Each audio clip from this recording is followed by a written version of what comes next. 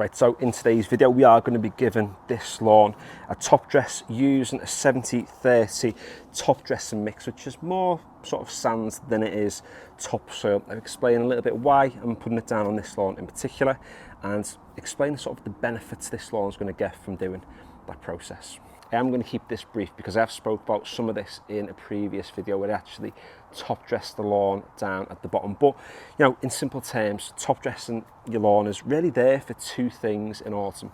The first thing it's there for is to help firm up your surface. So it goes without saying that through autumn we get quite a lot of rain, and what that's going to do is cause our soils to become quite soft. If you think about, you know, any summer, but really the summer we've just had, it was just absolutely baking hot. The soils were bone dry, and still some now, even with the amount of rain we've had, are still continuing to absorb moisture because of how dry they've been.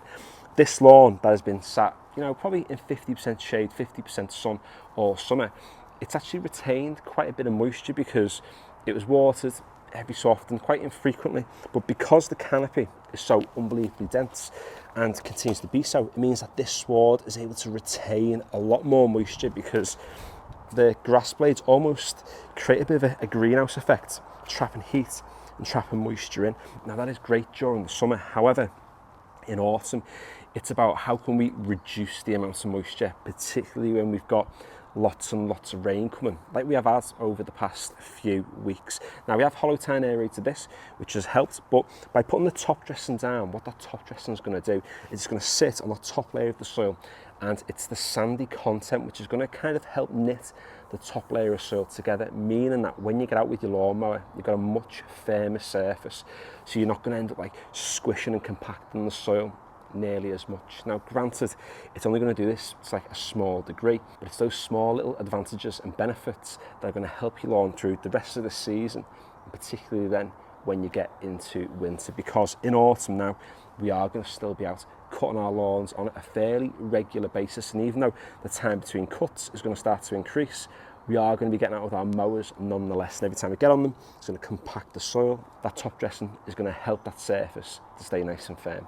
It's also going to break down thatch as well. Now granted, this lawn doesn't have a whole lot of thatch in, but when that sandy top dressing falls on top of the soil within that thatch layer, what it helps that soil to do is to consume that thatch a little bit faster, and particularly now where we do start to get a little bit of dieback. And if you've got grass types like fescues knocking about in your lawn, they produce quite a lot of grass leaves, and throughout the summer they're going to be growing and dying and creating thatch, but through the next few weeks we are going to get a little bit of dieback, which may contribute to the thatch, so that top dressing is going to kind of help to fight back against any potential thatch that does attempt to build up.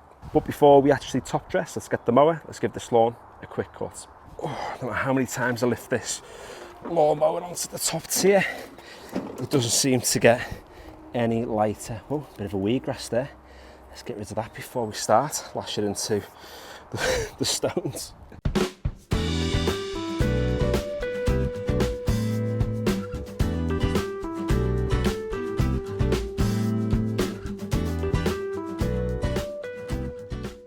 And for a lawn this size, that's a fair bit that we've actually taken off, but it's going to survive, it's going to recover. The temperatures aren't too bad, even though it has dropped a little bit recently. But if you get in over the top of the lawn, you can still see where the holes are from the aeration that we did recently. So even though the grasses, oh, a little weed there, let's get rid of that. Even though the grasses have actually started to creep over and sort of cover the holes, you can still kind of see them dotted about. These fellas here are worm casts, there's nothing really can do about them at the moment. Just kind of living with the beast, which is annoying, but it's the nature of autumn, unfortunately. So the top dressing we're using is the same stuff we used on the bottom lawn in the previous video, and it's the same stuff we've been applying to this year. I think I've got on with either 4 or 5 applications of this top dressing mix, and as you can see, it is quite a sandy content. It's really friable, hence why we're using the drop spreader today, because it's going to drop out straight from the bottom. If you were to get on this lawn with a top dressing like this and try to sort of brush it in, then you are going to have to, unfortunately, scalp your lawn, put it under quite a lot of stress, because with it being such a sandy mix, the lower your grass is, the shorter it is, the easier it is to brush through into the sward and get yourself a nice level surface. However, we're not going to be leveling today, even though we're putting the top dressing down. It's not about making the lawn level, because this lawn is already as level as it needs to be. It's just about what I just said there, firming up the soil. So I've got the drop spreader set on setting 8. So it's going to be not too much down at once, but kind of like the Goldilocks zone, I find, to do multiple passes. Got a big lawn, you might want to put it on a bit of a higher setting so you don't have to pass across it as many times. Now, I do want to say before I do this that if you don't top dress your lawn, like, no one is going to die. I'm using a 45 kilo machine to cut the lawn, hence why I kind of need to do this to an extent, because otherwise when we do get a heavy rainfall like we did yesterday, this top dressing is just going to help that surface to stay, like we said before, nice and firm. But this is a practice which is taken from like golf courses and from other sports facilities. The reason why they put it down, and the reason why a lot of places go with like a sandy soil, is that it's great for drainage. So through winter, sports fields and pitches can be used for a longer period of time because water's able to percolate through. If you had a football pitch which was based on clay soil, then it's going to become a bog. You're going to get loads of dieback, and then you're just going to end up with a complete mud bath, which is going to be like impossible to play football on. Even like a golf course as well, like a golf green isn't built on a layer of really thick clay because of the exact same reasons. The longer sports facilities can stay open, the more money they're able to make. So it makes sense for them to dig out all that rubbish soil and replace it with some really decent sandy soil. And that's again why they get on top dress, because their surfaces are being used. If you think about your lawn, you've got to think to yourself, you know, is it being used? If you've got kids and they're using it all the time, fair play, it might be needed for that reason. But if you're just like an enthusiast who's like into lawn care, how often are you really trampling around your lawn other than when you're cutting it?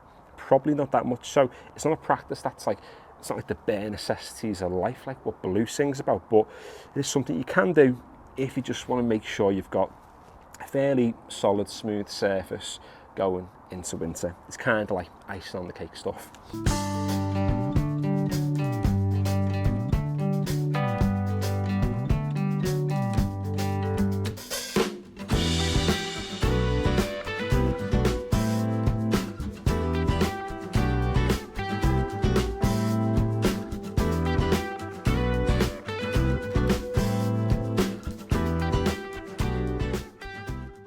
So there we go, the top dressing has been applied. Took the best part of like a minute and a half, give or take, to apply. And you can see, if just getting close now, it does seem like a fair bit, but if you get along with a brush and just brush it in, it'll fall down into the sward that you've got. Or you can just wait for a rainfall to knock those pieces down. What you don't really want to do is cut your lawn in the condition it's in now, because you can see that if you're getting close, there's quite a lot of sand on those grass blades, which makes them abrasive, makes your grass a little bit like sandpaper. So if you want a dull mower blade, then go nuts and get mowing. However, if you want your mower blade to stay sharp, then just leave it as is. And you can see as well, even there, we've got one of the holes from aerating. I can get my finger now right down.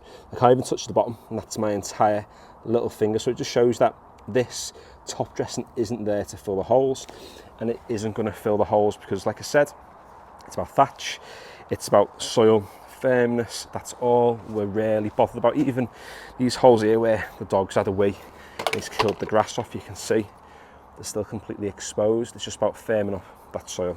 So just with the lawn down at the bottom, that's all I'm doing to this lawn this autumn in terms of its lawn care regime. It's got one more feed coming, but other than that, it's just about cutting on a regular basis, maintaining that, because cutting your lawn's like 95% of good lawn care. If you want a really thick, healthy, dense lawn, then just continue to cut it as long as you've got decent growth, and things will be absolutely boss. So if you have enjoyed today's video, then consider giving it a like. If you haven't already, consider subscribing to the channel too. There's loads of lawn care on here already, and lots more coming up over the next few weeks, few months, and into the new year. So yeah, finally, thanks for watching.